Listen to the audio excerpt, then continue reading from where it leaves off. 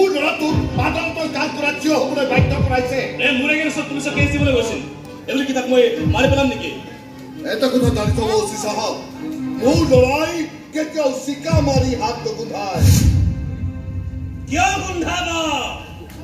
আপোনাৰ ল'ৰাটো আৰু মেকুৰী নহয় যে য'তে ত'তে চিকা মাৰি ফুৰিব, নাইবা ভেকুৰা কুকুৰো নহয় যে যাকে তাকে কামুৰি ফুৰিব, নাইবা শিং থকা সাগৰো নহয় যে যাকে তাকে খুচি ফুৰিব, নাইবা নেচ কটা কিয়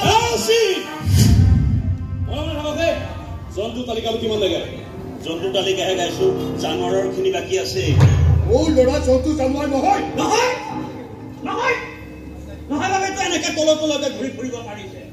ভেকুৰা কুকুৰা অকণমান ঢুকিলে দেখোন মানুহে শিলগুটি ধৰিয়ে। এই ক্ষেত্ৰৰ গাতটো এটাও শিলগুটি পৰা আৰে মোৰ গাত শিলগুটি কিয় পৰিব বে?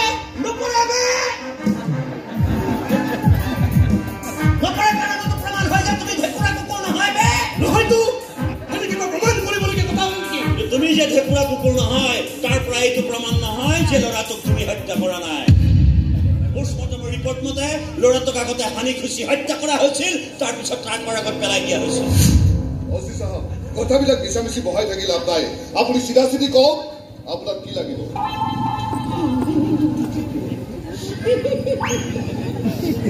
তেতিয়াহে লাইনত আহিলে আপুনি মানে কি কৰি আছে?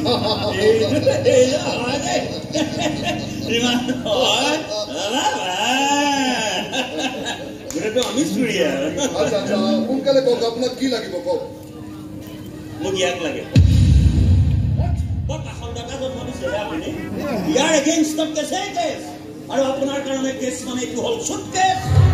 কিন্তু এইবাৰ লোকেল থানালৈ ট্ৰেন্সফাৰ লৈ আহিছো যেতিয়া এই লোকেল দাদাবোৰক চালানী ভণ্টি কৰিহে।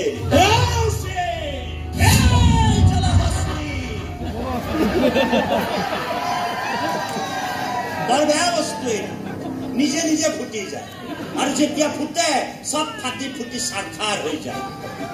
এই বয়সতে ফাটি ফুটি মৰিবলৈ মন নাই যদি ৰাস্তা ক্লিয়াৰ কৰ। I am going, no time passing. কি কৰে এটা লাভ?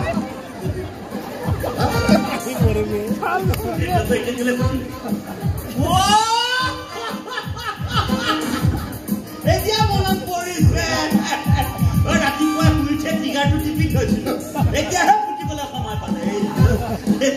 এইটো পকেটত লৈ থাকো যদি ভয়ো লাগে।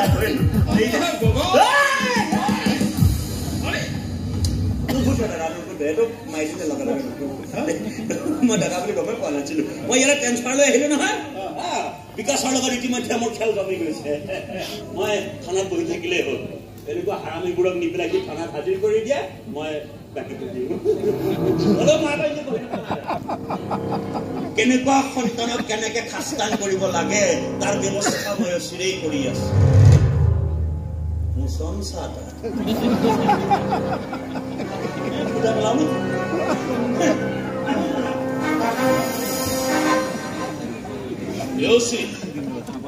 অলপ বেছি উৎপাত হৈছে দেই পাপা। কোনোবা এদিনা ইয়াক থানাতে গৈ মই টেকাৰখন তাৰ বুকুত ভৰাই থৈ আছো। তাৰপাছত কি হ'ব? আৰে যি হয় হ'ব, জেল হ'ব, ফাঁচি হ'ব, বাটাম হ'ব।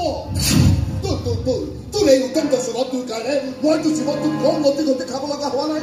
সদায় সদায় নতুন নতুন কেছ। মই কিন্তু এই বস্তুটো বৰ সহজভাৱে ল'ব পৰা নাই। গতিকে কিছুদিন তই ঘৰৰ ভিতৰতে থাকিবি, ঘৰৰ বাহিৰলৈ যাব নালাগে। যা ভিতৰলৈ, যা ভিতৰত যা।